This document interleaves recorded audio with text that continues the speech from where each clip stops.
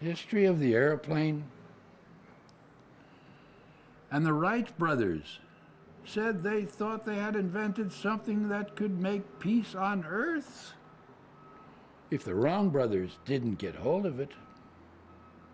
When their wonderful flying machine took off at Kitty Hawk into the kingdom of birds, but the Parliament of Birds was freaked out by this man-made bird and fled to heaven. And then the famous Spirit of St. Louis took off eastward and flew across the big pond with Lindy at the controls in his leather helmet and goggles, hoping to sight the doves of peace. But he did not, even though he circled Versailles.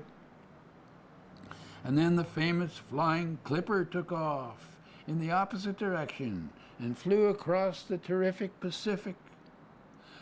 But the Pacific doves were frightened by this strange amphibious bird and hid in the Orient sky. And then the famous Flying Fortress took off, bristling with guns and testosterone, to make the world safe for peace and capitalism. But the birds of peace were nowhere to be found before or after Hiroshima. And so, then clever men built bigger and faster flying machines, and these great man-made birds with jet plumage flew higher than any real birds and seemed about to fly into the sun and melt their wings, and like Icarus, crash to earth. And the Wright brothers were long forgotten in the high-flying bombers that now began to visit their blessings on various third world countries,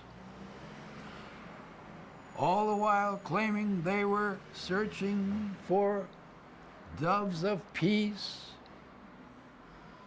And they kept flying and flying until they flew right into the 21st century. And then one fine day, a third world struck back and stormed the Great Plains and flew them straight into the beating heart of skyscraper America, where there were no aviaries and no parliaments of doves.